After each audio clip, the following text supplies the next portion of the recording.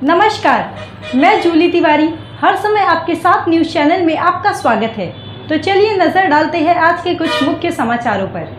राजेंद्र वालेकर के जन्मदिन पर एक और नई पहल, एक हाथ मदतीचा ने बदल दी दो परिवारों की तकदीर। बुधवार 11 दिसंबर को माजी उपनगराध्यक्ष श्री राजेंद्र वालेकर के जन्मदिन के मौके पर एक नया सामाजिक कदम उठाया गया। एक हाथ मदतीचा अभियान के तहत वार्ड क्रमांक 26 भेंडीपाड़ा में दो गरीब परिवारों के लिए नया घर बनवाया गया। इस अभियान के तहत पिछले महीने इन परिवारों की जर्जर हालत को देखकर उनका घर बनाने का निर्णय लिया गया था। आज श्री राजेंद्र वालेकर के जन्मदिन पर इस कार्य का उद्घाटन किया गया। इस उद्घाटन कार्यक्रम में शिवसेना के शहर प्रमुख श्री अरविंद वालेकर और राजेंद्र वालेकर के हाथों से नए घर का लोकार्पण किया गया।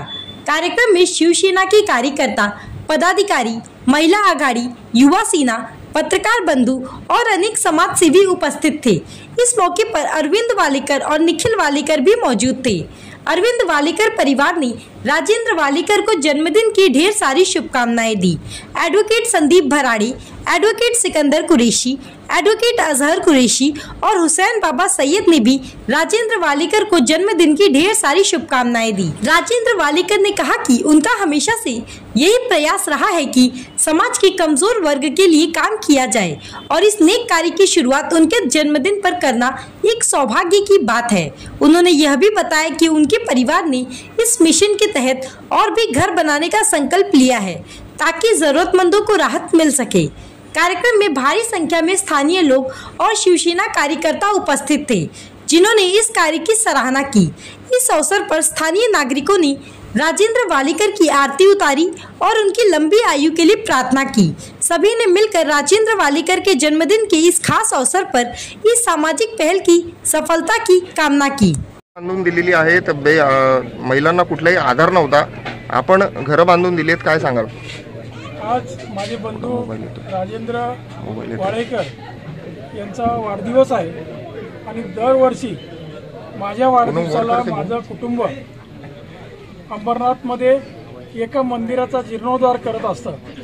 परंतु या वर्षी नव्हे तर गेल्या वर्षापासून ज्यांना आधार नाही अशा महिला, ज्या अगदी वयस्कर आहेत, जे आपल्या घरामध्ये एक वीट सुद्धा लावू शकत नाहीत, अशा महिलांना त्यांच्या घराचं रिपेरिंग करून पूर्ण नवीन बांधून त्यांना पुढचं आयुष्य सुखाने जगता यावं, त्यांना त्या घरामध्ये राहता यावं, अशा प्रकारची दोन घरं यावर्षी राजेंद्र वालेकर त्यांच्या वाढदिवसानिमित्त गेल्या 2 महिन्यामध्ये त्याचं काम चालू होतं, ती बांधून दिलेली आहेत आणि त्याचा वाढदिवसानिमित्त केक कापतात, लोक मजा करतात।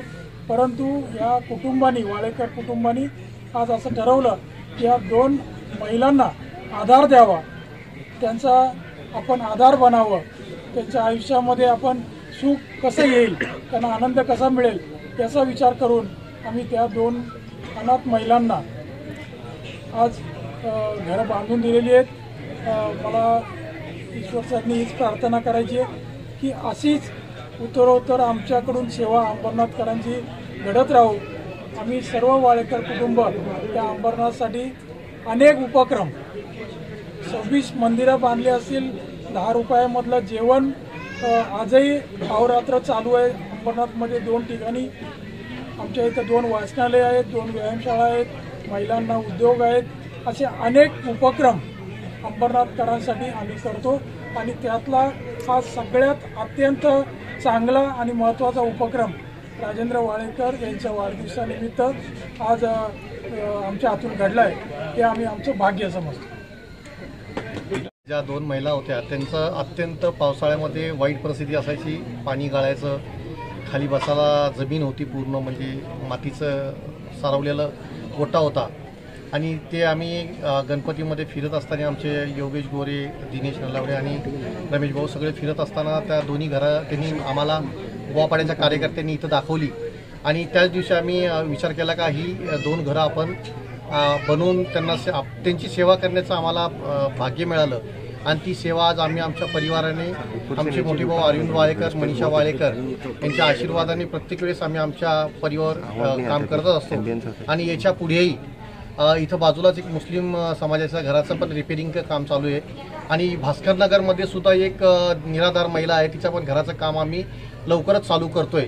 असे इतर घरं ज्याला राहण्यासाठी छप्पर नसेल, मंदिर मस्जिद बनवण्यापेक्षा एखाद्या गोरगरिबाला आपण जर घर बनवून दिलं तर मला वाटतं आपलं भाग्य समजतो. कारण का ह्याच दृष्टिकोनातून आमचा वाळेकर परिवार अहोरात्र मेहनत करून आमच्या स्वखर्चाने हे सगळं करत असतो आणि आमच्या सर्व कार्यकर्ता, महिला आघाडी, युवा सेना यांच्या आशीर्वादाने आमचे श्रीकांत शिंदे, एकनाथ शिंदे साहेब यांच्या आशीर्वादाने हे सगळं कार्य आम्ही करत असतो. एवढेच बोलून मी 2 शब्द संपवतो. तो आज के लिए बस इतना ही. कल फिर मिलेंगे इसी समय इसी चैनल पर. तब तक के लिए मुझे दीजिए इजाज़त. धन्यवाद.